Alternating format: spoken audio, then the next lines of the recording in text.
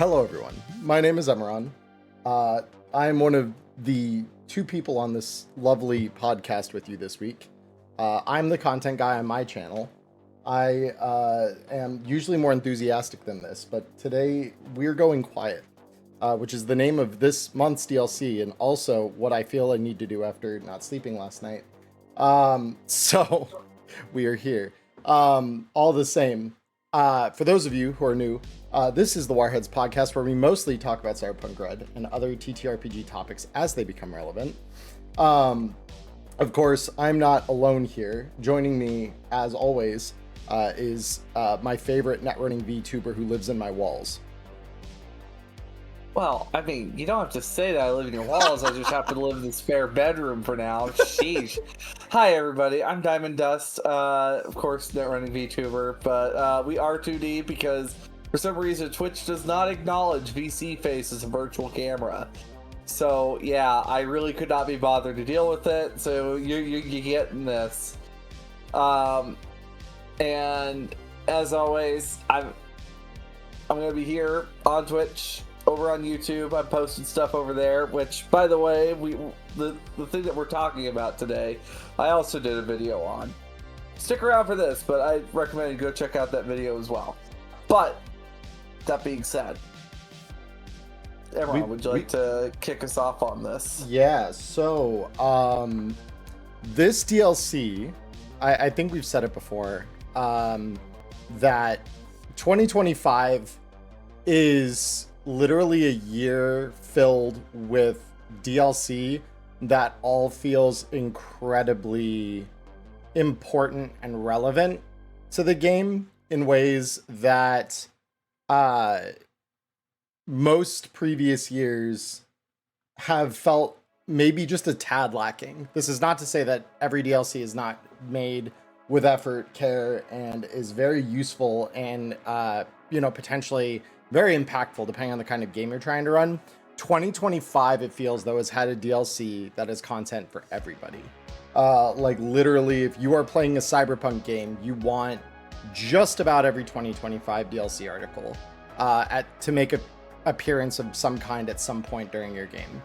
And that is remarkably cool to see. And this month's DLC just kind of continues that trend.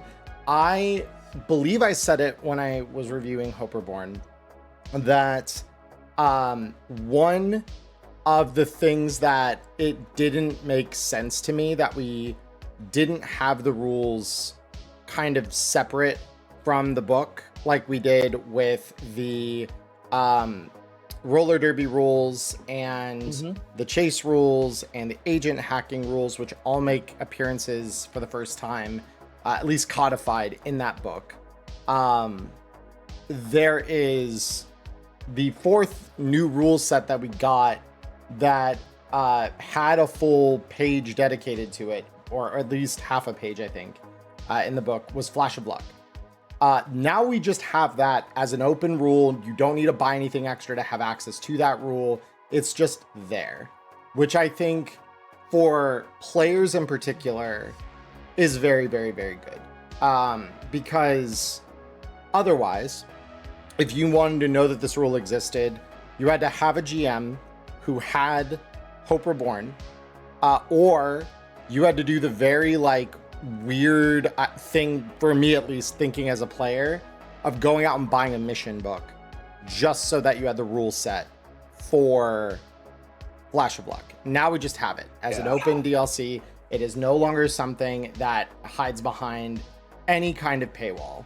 And this is not to say that Hope Reborn is not worth buying. It is, but a lot of GMs, I think, are going to want it for the campaign, and they're not going to really be thinking about the rules contained within it as their own, that's not going to be your hallmark reason to buy the book. So any of those supplemental rules, getting them as just bonuses as part of the other DLC that are doing other things is incredible, I think. So let me first start by saying that is W number one in the list of W's for this DLC. The second is that we got expanded net running rules for the first time in core.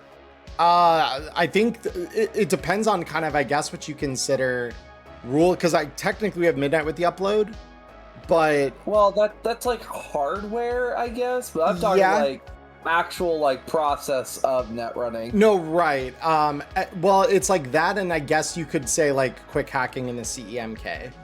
If you wanted to take that, since it's all red at the end of the day. What's the CEMK? I've never heard of this. Oh yes, it's just the Cyberpunk Edge Runners mission kit that you were harassed about the release date for 2 or 3 months, I think, leading up to it. No, don't know what you're talking about. Nope. The trauma's left a blank where her memory should be. So, as far as I'm concerned, the year is 2045. We do not have gadgets that connect all our cyberware. So that was also an expansion to net running on a couple levels that you could, if your table really likes that style of play, could drag into either the time of the red, or you obviously could just run a game in the 2070s and it works pretty much out of the box to help you accomplish that. But this is the first like real comprehensive across the board net runners now have this ability that they did not previously have to silently jack into systems, which we'll talk about that in detail because both of us are net runners. That's why our name is the Wireheads podcast. We're both Wireheads at heart.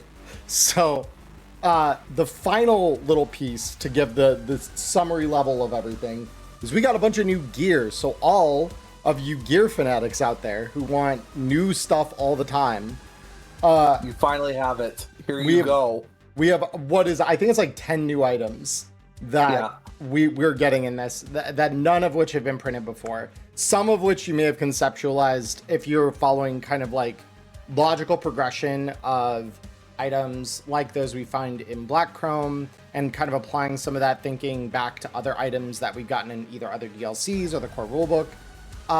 I think some of these items are ones that you could have logically arrived at and concluded like, oh yeah, that could be a tech upgrade or a separate item that you invent.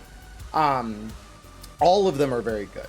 I did not see anything in there that I off the rip was like, that's okay. It's most of it is all got utility. It's all got use cases. But this DLC, much like did someone say Murder was the investigation DLC, if I remember the title right. Mm-hmm. This just adds a series of new layers to the game and reinforces some of the heist mechanics that were initially revealed in Hope Reborn. So we now just have full-on Ocean's 11 shit in our Cyberpunk game, which is incredible. So that's kind of my high-level summary about what is in the DLC before we kind of dive now, fully fueled by at least my autism, into the deep end of the pool now. So with that said, Diamond, where do we want to begin with the comprehensive dive through on this thing? All right, so we're gonna start with Flash of Luck because I have an opinion here. Please. This should have been out before Hope Reborn. Because we got All About Agents before Hope Reborn. We got Chasing the Rabbit before Hope Reborn. We even got No Place Like Home, the big thing. That's true. Before we got Flash of Luck. I'd forgotten about the HQs being part of the book. Yeah, you're right. Oh, yeah. You're right. Mm-hmm. We got all the other mechanics that were leading up to Hope Reborn. But we did not get Flash of Luck. Now, I only say this, I'm not mad. I'm just kind of bewildered more than anything else. I think I could see the logic in it, though, because of how short Flash of Luck section is, whereas the others are pretty comprehensive. So unless you include it as part of a broader heist DLC, which, in fairness, this essentially now is, it doesn't really make as... Like, you would get... I could just hear it now, the whining in the broader community about, well, why was this month's DLC so short? because it would basically be a Yeah. 2, maybe 3 And- pager. I'm saying I'm only saying that perhaps this DLC could have existed before Hope Reborn. Perhaps. That's all I'm gonna say about it. That's as far as I'm gonna go. But it's finally out. It's not paywalled. Because that's something that I've had to dance around, is like, how much can I share on this? So, anyway, Flash of Luck, for any of you guys who may not know what Flash of Luck is. Flash of Luck, which I don't think we've talked actually in depth about Flash. We've only talked lightly about it because that was before Hope Reborn came out, I think. We might, yeah, it might have been more cursory. So we'll give it another go. If we've talked about before, audience, please forgive us. Our memories are like those of goldfish. Please. I'm gonna give this the hard scrub. So, hey, you GMs, yes, you. I'm looking at you right now. Do you ever feel that maybe your players get hung up on every little detail of like, oh, but what if this happens? Did we plan for this? Did we plan for this? Well, let me present to you Flash of Luck. Now finally free in this DLC, Going Quiet. So it's basically a safety net for the players, allowing them to spend luck points to retcon certain past events into existence. This also helps prevent heists or infiltration jobs from turning into hours-long planning sessions, or turn into disasters because of either not anticipating something or perhaps a lack of foresight. Yeah. That being said, it's also fairly powerful in combat if you need it as well. But it's also one of those things where it's got some push-pull between the GM and the players. Yeah. And so there are 3 major rules there are 4 major rules when it comes to it. It's just one of them's over in the next paragraph. Yeah. When it comes to using Flash of Luck, and the last one, that's more for GM side. You can only use a Flash of Luck once per beat or scene, whatever you want to call it, and no more than 3 times per mission. So this means you can only use it up to 3 times until you get paid. But you can use it a 4th time during that session after the mission if you need to. Why you're using Flash of Luck outside of a mission, I have no idea. Diamond, a brief pause on your roll there. I remind you, you can complete a mission without getting paid. All right. Once you've completed the objective of the mission, once you reach the end goal, but usually at the most part, that's getting paid. Most of the time. Which is a great mission that's free on the Cyberpunk Red Jumpstart.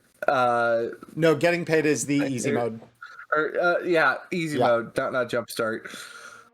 But anyway, performing a Flash of Luck is a standard action if you are in combat. So you can't just be like, in between other people's turns, just be like, actually, GM, I'm going to pull this grenade out of my ass. And that's not how this works. You will burn your action to make that thing exist. Yep. A player must spend luck points indicated by a table and then describe the action that they took in the past or the thing that they're trying to summon. To give you all a brief breakdown of said table, the lowest you can do is 2, and that's very minor. If you use it to buy an item, it can only be 100 eddies or less. You have a 4 luck tier, which is for 500 eddies or less. If you're buying an item, and an 8. I need 2 hands for this. Yeah. An 8 luck tier, which is for 1,000 eddies or less, and it's generally reserved for like some incredibly high, value or high octane, high improbability sort of shit. Don't worry. I was gonna get there. Don't you worry. Yeah. I just figured it was good to bring it up in this part of things because the next part is gonna be important to know that these are your tiers. This is general guidance on how you're supposed to use them. 2 is minor. The 4 is generally kind of middle of the road where it's like, okay, like, could you have thought of this? Maybe. Could this have happened in a way that set you up for success? Maybe. Was it likely? Not really, but it wasn't unlikely either. 8 is literally like, the most fucking impossible thing that has ever happened. Like the thing it kind of describes in the graph here is quite literally you were a beta tester on the model of safe that you're trying to crack right now. Therefore, you know all of the like 0-day exploits to get through its electronic lock and just can bust it open. Like that's the kind of shit an 8-luck flash looks like.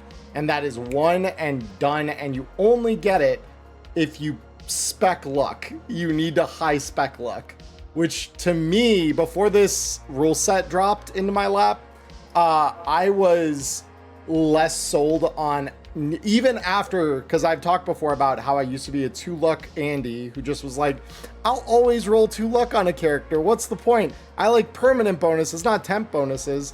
And then I learned how that can be detrimental to one's health. And so then I'm like, okay, like 4 to 6 is pretty good. And this is like, but if you do 8, Chumba, there's some shit you can do if you roll 8 luck. And I'm like, this is kind of nice. I'm kind of digging this. The other notable thing to mention on that though is with 6 luck, you can bump yourself to 8 by getting the right upgrades in the HQ. It just takes time. So all that out of the way, the next thing is where we get to say this is where the push and then the pull comes, because the push is the players. Well, there is one more thing before we get to that last part. Of course, if you do choose to spend your luck points on that, there's a few things that lead up. You know, the players must either spend the amount of money to have that item, or you must succeed checks to make that action viable. And also, if they cannot buy the item in question due to the economy rules, they get their luck points back. So, you know, say you're trying to call for 1,000 Eddie items, and there's no possible way you could have had it. You won't lose your luck points. However, if you fail the checks with that flash, you have lost your points. And it does count against your number of times that you can use this. Now, on top of that, here's where the pull comes from with the push, or the push comes to the pull. Either way, GMs have a right to veto a flash of luck if they feel it's too powerful or impossible. For example, you can't slip sugar into the gas tank of a car you could not have known was going to be at the race. Yep. No amount of prep will let you hide a standard sniper rifle in your rocker boy's skin-tight bodysuit. Also true. That's like, while flash of luck is useful for, you know, hey, this could be possible, you can't make the impossible happen with flash of luck. Yeah, it's still bounded by the other realism elements in Cyberpunk Red, which again is a thing we generally, I think, all enjoy about the game, because that's what makes it interesting. That makes it consequential. That adds layers to it that other RPGs typically don't have. Next up, though, of course, just to kind of give like a little bit more of an in-depth look at that table, since we're kind of giving this a good scrub. Fair. So there's 3 types of flashes. There is the maximum spending of the 3 different types of flashes, and the luck point costs, which Emmerron had mentioned as well. So there is a simple task or something that could have happened by coincidence, that could have happened on camera during a previous beat. These are very much one of those things where it is very plausible of just like, oh, hey, I just happen to have that thing.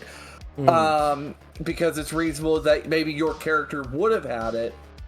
Maybe you just didn't have it on you because you didn't get to the vendit right away, or you could have picked it up at that last night market you were at. I've also called this on whoopsies, perhaps I forgot to pick that up out of my con app this morning kind of things, when those can't be just taken on good faith. Because I would always remind GMs, even with this rule set out in the wild, in like the full wild now, remember to still take things in good faith with your players. If it's something that logically their character would not have neglected in a typical day, then don't make them burn their luck unnecessarily.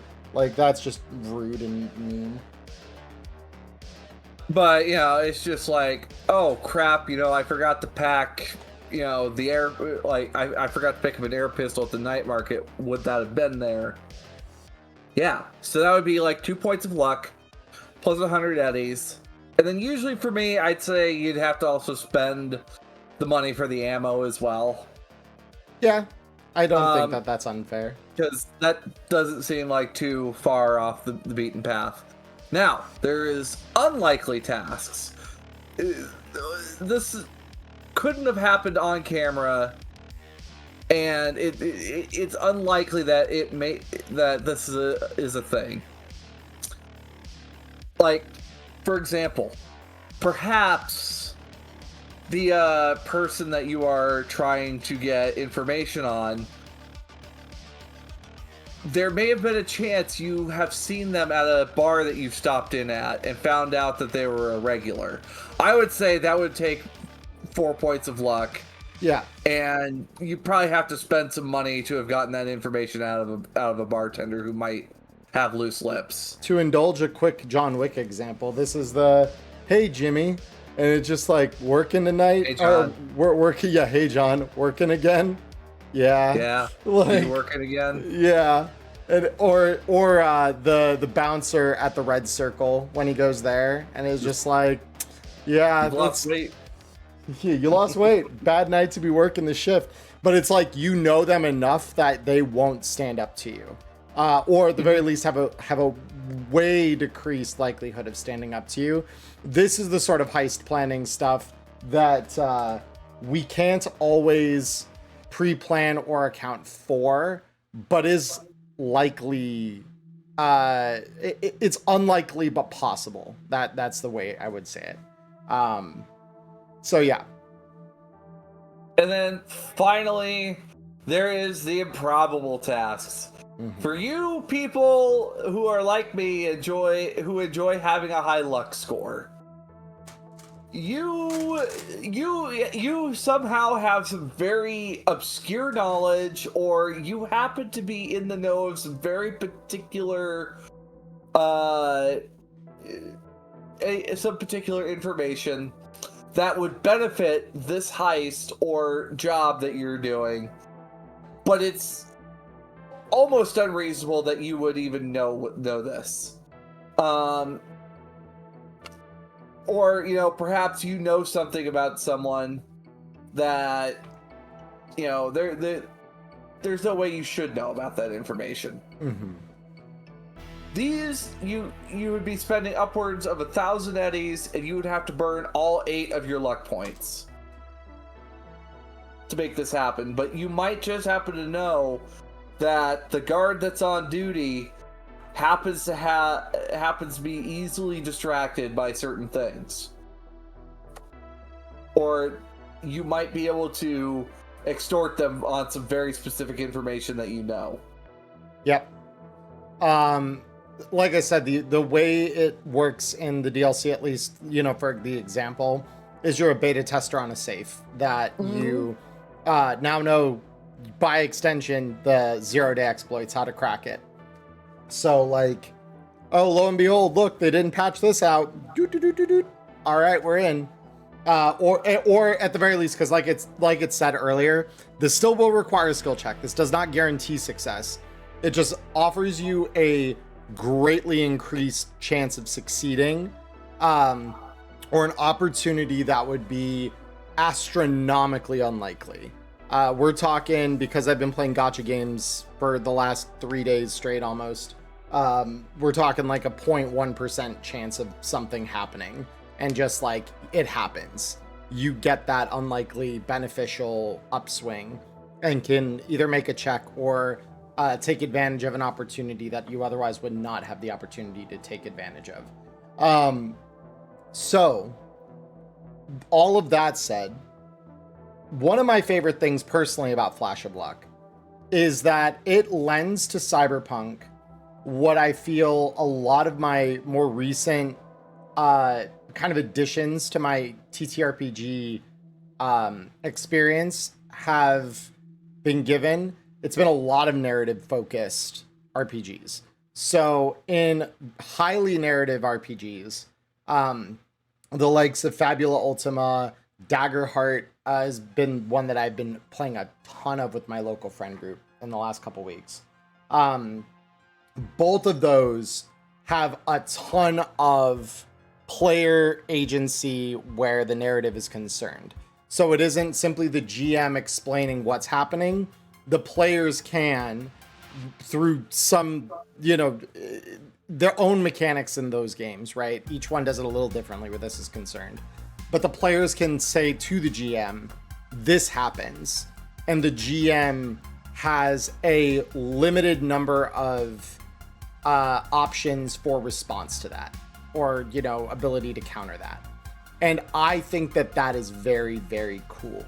That Flash of Luck layers just a little bit of that, where it's very appropriate for the players to have some of that agency that they were a little lacking in before. And to do it for a stat, which in my opinion was, by a good chunk of the community, and to an extent I would argue even still is, underrated. Luck is still probably one of the most underrated stats on a character sheet, unless people know how valuable it is, especially for particular roles like rocker boys. Medias can take advantage of it. Netrunners are the poster child for how good luck can be when you max it as a stat. So yeah, this is very welcome layer, and this is just layer 1 of our 3-layer cake of a DLC this month. So Diamond, if you wouldn't mind, I think I will lead in on stealth net running, because absolutely, go ahead. Me and Phantom, the moment that this drops, Phantom texts me and says stealth net running with 3 question marks and exclamation points interposed, and was just freaking out about this, just about as much as I did once I read it. So stealth net running is a brand new system that we have never seen the likes of previously, that lends use, and I would argue to a degree some rules clarity around stealth elements of a net run, because we've had them before this to an extent, right? Not this comprehensively, and certainly there are some options here that are brand new. These never were mentioned in the core rulebook in any way, shape, or form.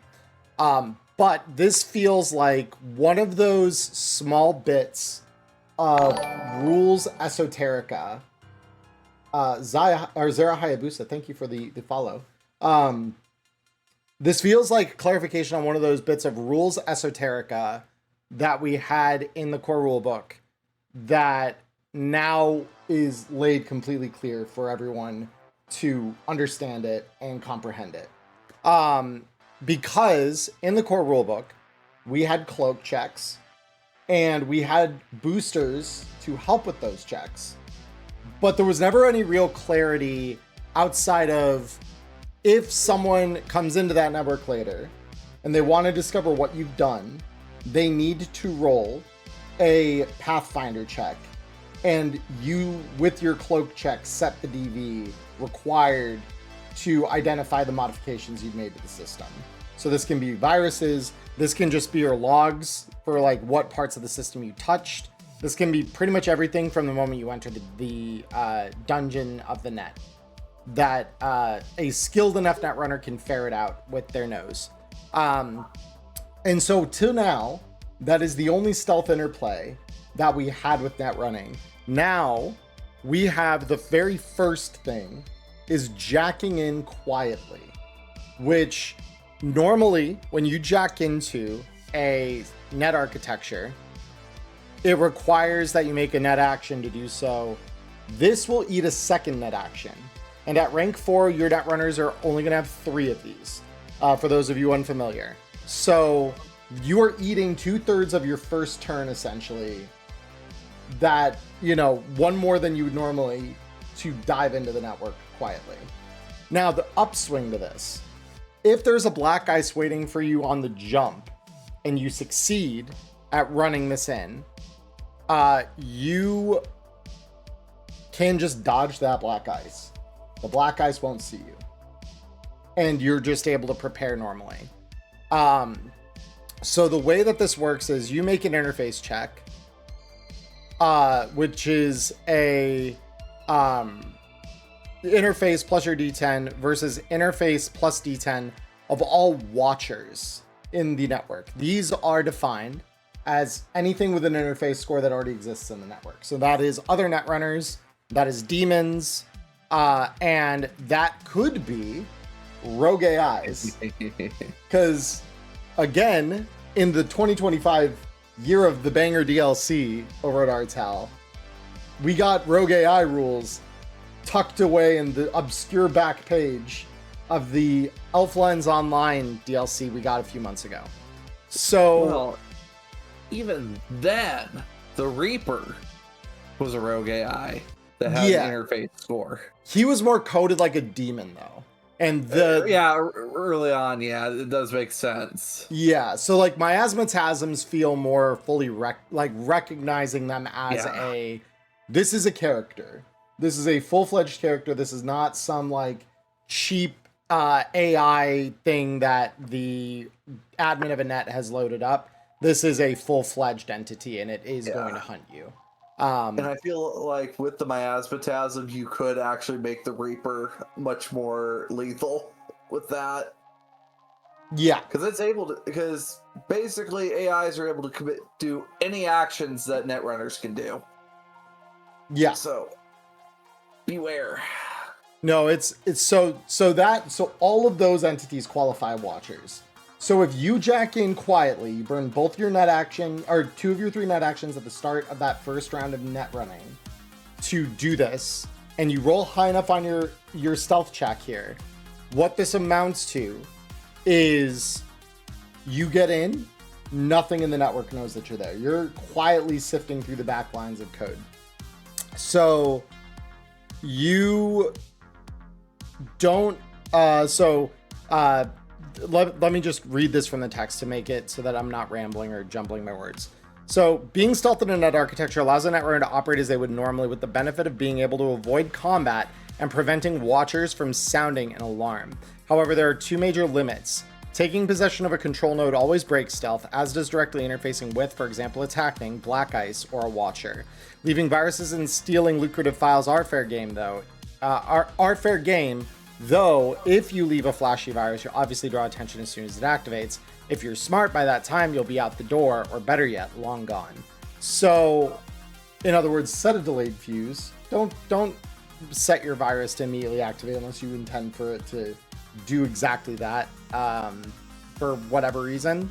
There are plenty of good reasons for that, but when you're stealthing, probably not.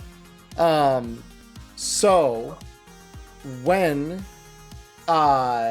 stealth is broken, whenever this does happen, all watchers in a net architecture become aware of the netrunner's presence, and all black ice react to them as they normally would.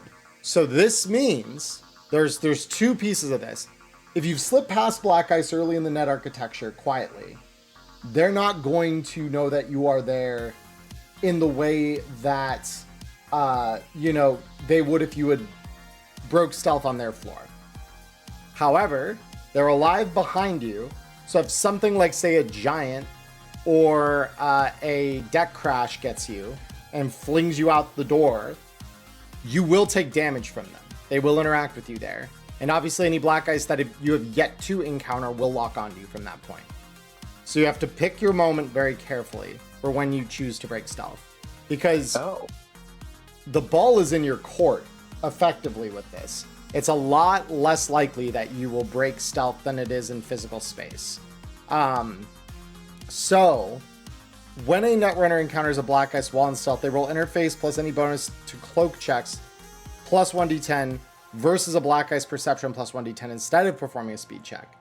So there is still a chance they could spot you out of stealth, but that is entirely dependent on their perception, and you can boost against it with the I believe it's eraser is your cloak check. Yep. So as long as you're running erasers in the background before you encounter your first black ice that has a high perception score, you'll sail right through this. If you don't have any, read why 8 luck is important for netrunners. So if the netrunner is successful, black ice doesn't enter initiative. You do not get attacked. They do not get a turn. If they fail, the stealth is broken. They suffer the effect of the black ice as if they failed a speed check. So there are consequences.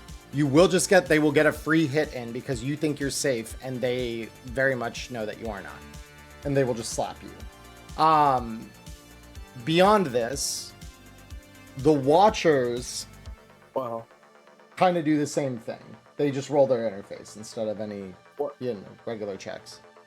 One last part though with the black ice. If the black ice, as stated, is unaware of the netrunner due to a success of stealth, it does not count as encountered. Oh, so it does not get a free hit when you get forcefully jacked out. I did not notice that. That is right there at the bottom where I failed to read.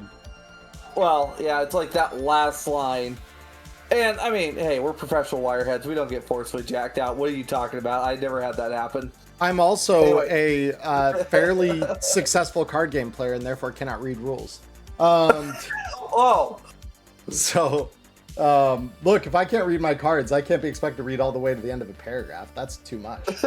Oh my god. So, with that said, yeah, Watchers in Stealth works kind of the same way, where when you encounter one, whether that's a netrunner or a demon, they then roll their, they re-roll, their interface plus any Pathfinder bonuses against you plus any cloak bonuses that you have. This does not take a net action for any participant to engage in this. If the netrunner's successful, stealth is maintained. If they fail, stealth is broken. On their turn, a Watcher in the same net on their turn, a Watcher in the same net as a stealth netrunner can use a net action to make a Pathfinder check and search for hidden enemies. So this is the part that we already did know a little bit about. This is more or less what's in the core rulebook. They can only do this, importantly, once per turn.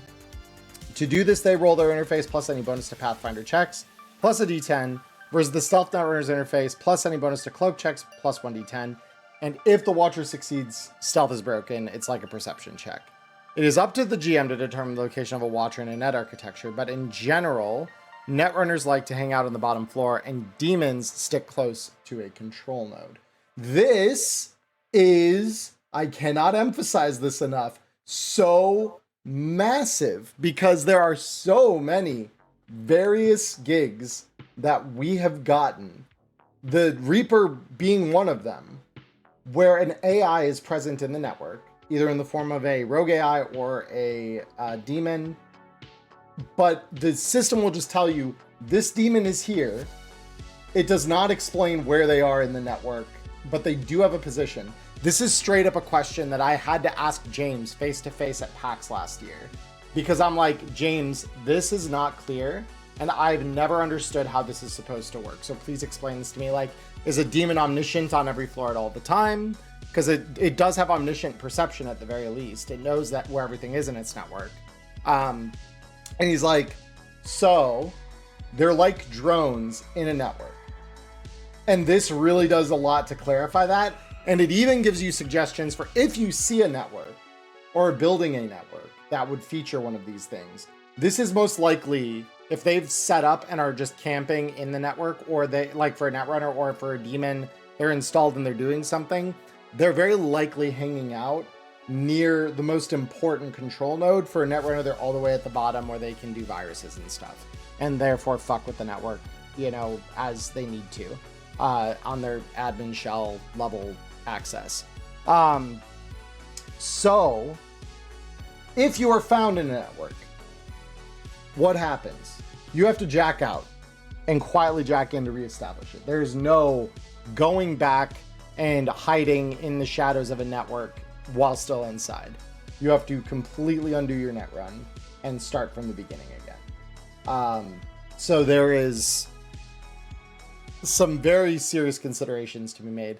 This is why one piece of gear that we got, I believe, in the Red Mist DLC that allows you to switch between cyberdecks as a meat action while still maintaining your ability to jack into a network are so powerful, because you could have a stealth running deck and then on a whim flip it for a combat deck if things go hot without needing to disconnect, which is important. The GM can also impose a penalty for you to try to reestablish stealth, because I mean you're trying to attack the defender's network. That, well, good luck trying to be sneaky again. Right.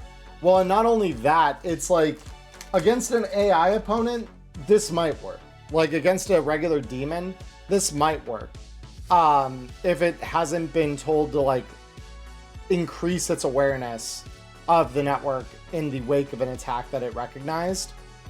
For a human netrunner, they're absolutely going to be on high alert. They know you're a threat. They know you're hanging around. They're going to be sweeping that network the moment they see you jack out in case you decide to pop back in. So this is very important that, this is recognized. And another thing to mention, even if you do not quietly jack in, enemy netrunners don't always know that you're in their network from the jump. They have to roll a Pathfinder check in order to do that. Of course, if their goal is to watch that network, they've probably got a half unconscious script that they've written, just pulsing that once every net turn for them. And if they see something, then they intervene. So like, keep that, for all GMs out there, keep that in mind as well. That a netrunner, enemy netrunner in a network, if they've got other agendas, if they're not a dweller for that net that is there to defend it, they may not be thinking about sweeping for enemy attackers the same way that a dweller would be. But for a dweller, they are going to be constantly checking. So that's why we then would do this whole stealth procedure for them.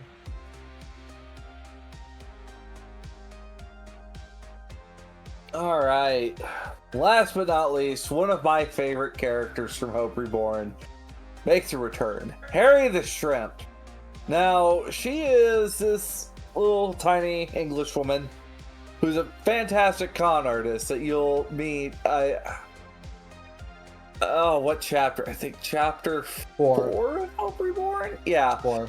Fantastic con artist. Love the way that she was done up by Melissa Wong.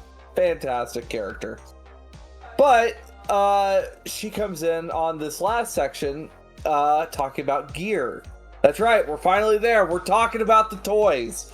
Calm down, Gear Goblins. We're there. Don't worry. And we kick things off with probably the most destructive thing in here. It's a binary compound, which it's 2 tubes. It's a tube that comes with 2 nozzles, and it expels chemicals that, well, creates a compound that eats through anything. And when I mean anything, I mean anything. This is great for opening locks, by the way. Not that I know personally, but it's a thing that can be used to open locks. Takes 6 seconds to apply it to a 2 meter by 2 meter section of cover. And once it's applied, it just begins to damage the targeted section of cover. Cover, okay? Do not put this on somebody and think it's going to eat their armor, because armor is not cover. So, it does 66 damage per round to that 2 by 2 area. That is, and it does this for 6 rounds. Yeah. Okay, I see it now. Again, it's all the way at the bottom. I had to check for the time. And the thing is, if you have, maybe you've thrown like some metal sheets in front of that concrete cover, it will eat through the metal, and then it'll start eating through the concrete, and then there's just a hole with you on the other side of that hole being revealed. So this is some nasty stuff. I think it's so cool that we have it. It is very cool. I think that being able to set cover effectively deadly on fire is hilarious. And that is if you're breaking into a safe, this is all going to happen very silently. You're going to roll 66, 6 times. And if that's enough to eat through the thick metal or reinforcement that they have on that, you're through. You're in. Well, you got access. What's the average on a 66 roll? So an average on 2d6 is 7 times 3 is 21.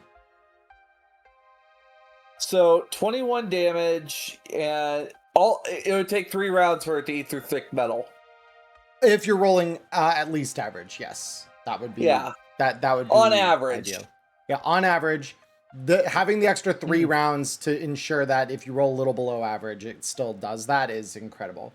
Effectively, if you do this silently and no one knows that you're doing it, you're into that safe. There is no shot that you are not into that safe. However, worth noting, there are things like pressure sensors, and I'm not talking about the kind you step on. I'm talking about like if the safe should be airtight, and the safe is not airtight, and it is not airtight, and the alarms have not been disabled on that, it will very likely detect that something has breached it, and it will set off an alarm. So this is one of those moments where going quiet is not going to stay very quiet. You are going to have a run on the way out if you are doing something against a well-fortified, well-planned opponent, where this is the way that they've chosen to handle their shit. Still very cool. And it's only 50 eds for this per tube. So like everyone has access to this at any time, which is kind of crazy. Now, please. Oh, go ahead. No, please go ahead. Now, this next one, as a security guard, I got a feeling this has happened enough times, and like you see it in the movies and whatnot, but this happens a lot IRL, like a lot more often than one would think. But we have branded jumpsuits, which these are jumpsuits or similar uniforms that are identical to those worn by certain organizations, such as construction crews, janitorial services, food service, or other crew members of the sorts. The cost also depends on the security of the organization and also fixers. Your reach will determine which kinds of jumpsuits you can get your hands on. So let's say you're gonna just do a con on maybe a Haven under 100 convenience store, one of Petrochem's competitors to the Oasis. So a fixer, you're gonna need 50 eddies, and you're going to be sourcing these jumpsuits as if they were premium items. Okay, though it costs only 50 eddies, it's the trouble that you have to go through to get it that makes it a premium item. So perhaps you're perhaps you're trying to get into City Med because your target is up in the hospital. You got to get scrubs, and you have to have all the badging you need. Well, not the badging, but like all the uniform stuff to either look like a janitor at that hospital or perhaps someone else working at that hospital. That's going to cost 100 eddies, but it's considered an expensive item. Go ahead. And it might include badges and things like that. Like, think about most hospital staff have some kind of identifier, whether that's like a name tag but I've definitely seen badges, especially on janitorial staff. Probably like a dud name badge, but probably not one that's got RFID on it. You'd probably need to go through a little bit more trouble to get the signals for it. That's where you'll have to do that when you're casing the joint. Yep, RFID can be cloned, and that is where your techs know all about that, guys. They can clone stuff. Yeah. Like your techies and your netrunners can as well, especially if you gotta rip things off of agents. Techs and netrunners are gonna be really good for that. Yep. Then we have high security. So, a small corporation. This would probably be, if I were to think of like smaller corps. Gunmart. Gunmart maybe. Generally, these are going to be a lot of like not mom and pop operations, but very much, yeah, the little guys in Night City, the ones that are just trying to figure it out, and they have maybe a small number of people. I'd say an organization about the size of like the Fixies potentially you could get into. Probably, this. yeah. Yeah, that would be a pretty, like these people are regarded. People know what their uniforms look like, and importantly, they can know when it is fake. So you need a good quality fake, which is why you're paying for this at a 500 Eddie price tag.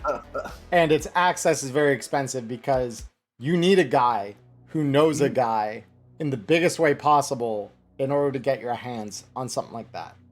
Or you would need a tech to sit down for 2 weeks and like make these uniforms. If that tech is like good at making these uniforms.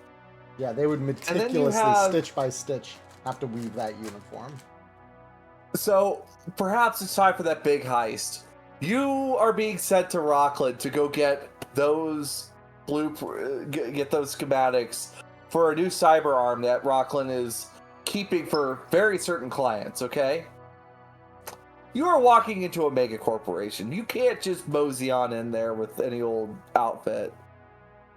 It's going to be considered a luxury item and cost no less than 1,000 eddies to get anything that would be plausible, that would be passable by Rockland's security. And for what I thought, Rockland was maybe a little bit of a pushover in their security until a certain adventure, and then I'm like, oh, these guys don't fuck around. Oh, they don't fuck around. They do not. They're very scary.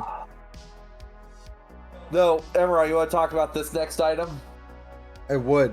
So, a little while back, we got cyberware scanners. And so, everyone under the sun, I think, including myself, was thinking, okay, well, if a corporation invests into this level of detection, they're just going to find you.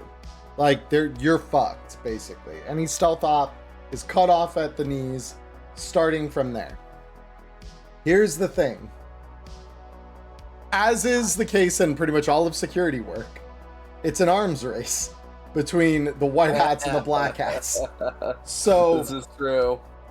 So what we have now is the concealment sleeve. It is a 500 Eddie item that is built to fit over a cyber limb, like your arm or your leg, and therefore conceal any cyberware held inside of that. So if you have, for example, in your cyber arm, a whole host of tools, like say you have a tool hand that's got the exact laser cutter that you spec'd out for weeks to make sure it could cut through the vault door. It's got a couple of welding torches to help you unweld the right places. And it's got, some like a tube or two loaded up in a cyber finger of that joint compound to just bust apart whatever it touches. These are things that you can now hide from the nosy corporation that wants to know that you're about to steal their shit. And they will therefore not know that you're about to steal their shit, which is entirely cool. Like, you just get to walk on through into the building and voila, no scanner picked you up. So this is the black hat response to the white hat tech scanner. Have fun. The concealment sleeve, and the best part is it's real. It's real skin covering. Mm-hmm. Yep. Now I don't think it would be too far out of the question though that you could maybe make this and modify it for like other body parts to cover. If you happen to have like a cyber snake or some shit like that. I think what that would more entail at that point, because the reason this works is because it's real skin over your metal, so you're not running a bare metal cyber limb. The reason that gets harder with internal cyberware, if you are, concealing internal weapons grade cyberware like a snake or like a fire breather, those probably require a different kind of tech upgrade. That would maybe be like inventing an upgrade to internal cyberware hardening, to make it resistant to scans by cyberwar scanners. That would be kind of what, at least for me, what I would probably consider it. Because at that point, you have to coat the internal cyberware in some kind of coating that makes it so it doesn't show up. Yeah. Because the sleeve, it's like a real skin covering with ultra thin emitters on it. So it's literally just canceling out the scan that the cyber scanner puts out. I'm just, holy cow, that's like, I'm surprised we didn't have that sooner. Well, considering how long it took them to give us a proper cyberware scanner, I could believe it. This is just the logical progression of the arms race. All right. Now, next device, the next two devices are kind of like hand in hand, okay?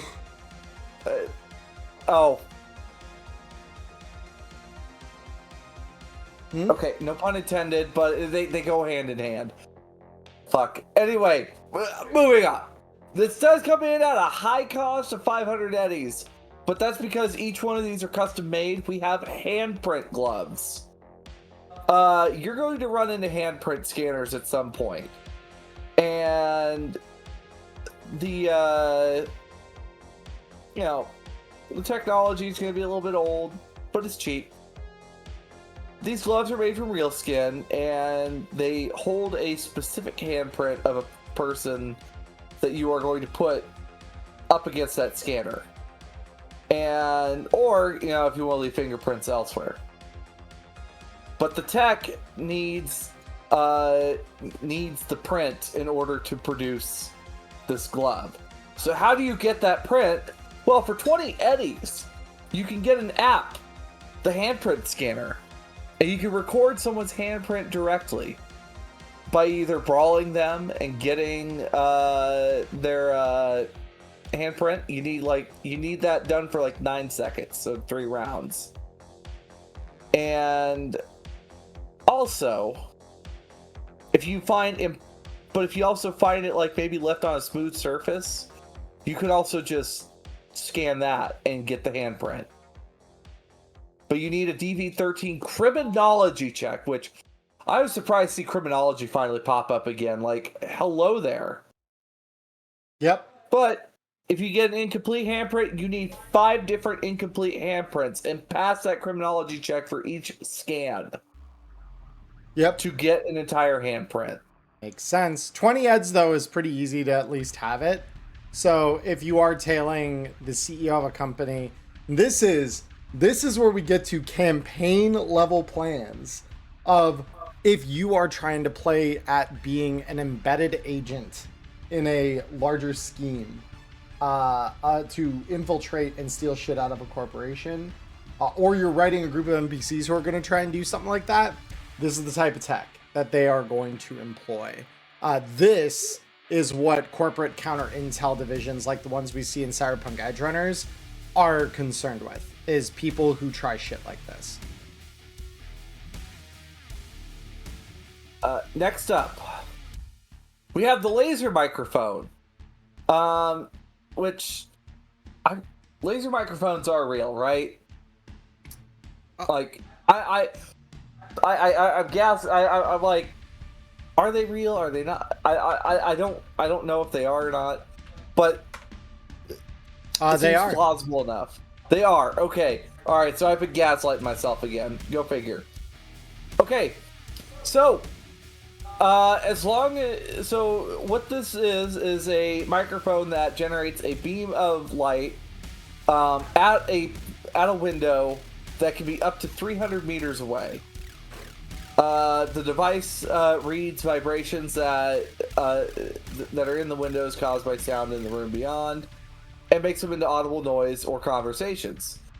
The laser can be seen if it is foggy, smoky, smog, whatever else. Which, I mean, Night City and Time of the Red, possible chance it might be seen, but is very, for the most part, it is very invisible. Low end on like the infrared side of the spectrum. Mm-hmm. So it's, good luck seeing it. unless you have the visual aids of smoke or something like that. So cue every paranoid fixer in Night City keeping a spare smoke grenade on hand, just so they can pop it before they have a clandestine conversation, to make sure that there's no laser microphones. And last but not least, laser mics can read vibrations from thin bulletproof glass, but not thick. Bulletproof glass. Makes sense, because the vibrations would be far reduced, if not completely reduced. That's what that's designed for, after all. Now, if you cover this next device, I'm very well hydrated. I need a sec. Yeah, you're good.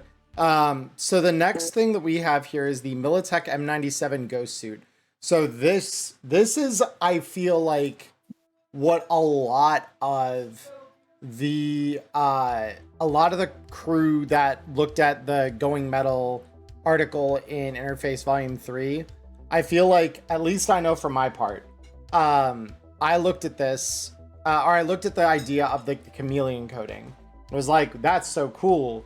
It'd be really cool if we also had some kind of wearable that could grant that benefit to a non-FBC, or like a non-cyberware user. Just because it seemed like such a good stealth tool, and there's no way that someone wouldn't find a way to make that tech modular. They've done it. So it is a 5,000 eddy item, so this is not something you're going to get until very deep into the game, and both in terms of access and it's just raw cost. This is like mid to late campaign type item. But while you are still for 1 minute, you can activate a cloak that hides you from all visual senses, which includes low light, infrared, UV, unless the user, or unless the perceiver, succeeds at a DV17 perception check. Activating the cloak does not require an action. The cloak is deactivated automatically if the user moves further than a square or 2 meters within 3 seconds, which is a single round. So in other words, you can kind of creep 1 square at a time to move your position. The cloak will not fall off if you do that. It is incredibly good for this reason. And ultimately here, this is one of those things that if you're far away sniping on a rooftop with one of these, you're just gonna be deadly. Like, there's no one that's gonna see you coming. If you're up close with knives, potentially, no one's gonna see you coming. Like, this is like the perfect ambush suit. It's the perfect stealth gear for something where you post up and just do your thing. Very, very powerful. So next up, we've got All I have to say about the Militech M97 suit, the sneaking suit for Metal Gear, you kind of got it. Pretty much. So the next item we have here is Nymph Perfume, which is a 2020s reprisal. And again, I haven't looked to see how many of these are 2020 reprisals this time. I know we've started seeing less of those and more Red originals. This one is, I believe, a 2020 reprisal. So the flavor text on this one says, back in the 2020s, Biotechnica claimed their Nymph perfume line would stimulate the sexual centers of the brain via special pheromones. Turns out that was a bunch of baloney. The perfume's just a mild aerosolized euphoric. Still useful in a can, though just make sure it doesn't work on you. So ultimately, this lingers on a surface for an hour. Anyone who spends more than 9 seconds within 6 meters of it must succeed a DV13 resist drugs torture check or become slightly confused, taking a -2 penalty to human perception checks for an hour. Person who wears the perfume is considered to be within 6 meters yards of themselves for this purpose. Sufficient protection, such as nasal filters or an anti-smog breathing mask, prevents inhaling the perfume. Nymph perfume is considered a drug for the purposes of administering rapid detox. A full bottle contains 50 spritzes. And this, for reference, is 500 eddies. So that is 10 eddies per little spritz of perfume that you are paying for here. And my first thought was like Deus Ex, the pheromone device that allows you to like adjust people's moods while you're trying to get information out of them. And it's just like, oh, this is great for any social character to, you know, get one over on the opposition. Yeah. And then, I mean, we're a little over an hour, but we can nail these last ones out because most of them are pretty easy. There's the parabolic, not sure exactly how it's pronounced, but yeah, the parabolic microphone. It can amplify sound coming from a specific direction up to 30 meters away. Basically, you would be listening to something as if you were standing next to the source of the noise. For my Phasmophobia fans in the audience, you can also hear ghosts. Some would say. There are some rockers on the CityNet that would absolutely swear these let them hear paranormal sounds. Oh gosh, there's even a rocker boy or a media in like one of Melissa Wong, I think Werewolf of Watson. Yep. That actually does look into the paranormal stuff. T-Spooks. She's awesome. Then we have for 100 eddies the professional disguise kit. It gives you a +2 bonus to personal grooming checks to appear as someone else, but there are limits to it. So players, you cannot add like 5 eyes to your forehead or something like that, or add, you know, things. But you are able to do like some adjustments to the appearance of your face to appear as someone else. Yeah, if all it takes is a couple of maybe inches worth of, you know, carefully color matched latex and some like very, you know, carefully applied makeup to tone your skin a different way, then yeah, this will do it for you. But I also imagine to a certain degree, you can't get someone, you know, looking like Torch from, you know, the core rulebook team to look like someone like Jacinda Hidalgo. It's a bit of a stretch. Unless you roll some astronomically strong roll, like trying to match people up that close. Yeah, no, like you're looking to do a full biosculpt. It even says so in there that like you're probably resculpting yourself to do it proper, or you get one of those interchangeable faceplates, which we also got not that long ago, and that's further spy tech. So the next thing we've got here is a retina lens. So even in the age of cyberware, a lot of corporations use retinal scanners to lock high-level doors. It ain't uncommon for big-time execs with cyber optics to imprint their old biological retinal patterns on their chrome to avoid the hassle of upgrading the locks. So, the fake retina patterns that these create can allow them to fool some forms of security. So again, this is another one. Retinal scanners, not terribly secure. Fun fact, they're used in spy movies. They are not relied upon nearly as often in actuality because they are very easily spoofed. So this is one of those times where we get to see that ease of access kind of given credence in action. So the retina lens also is custom made to the specific retinal pattern that is being mimicked. So if you want multiple pairs of eyes to scan multiple locks, in case that is necessary for the heist you're doing, or if you know, have them made for one heist and then are doing another on a different unrelated corporation in the future, you'll need a new pair. So that's 500 eddies per pair though, which is, you know, or not per pair, it's a single lens, but it, you know, same basic idea.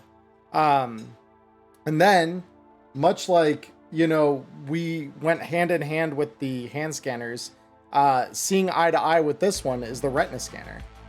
So that is an app now to scan someone's retina pattern. If you want to scan for a round, it is an action. It requires the user to succeed at a DV13 brawling check if the user is unwilling. So if the target is unconscious, bound, or otherwise unable to move, the user succeeds at this check automatically. Users with internal agents can record retinal patterns so long as they also have a micro video installed on the CyberEye or smart glasses. So there are ways to do this very clandestine, but if they are not willing, the brawling check is necessary. Because as is the golden rule of contested checks, you can choose as a willing participant to fail a check.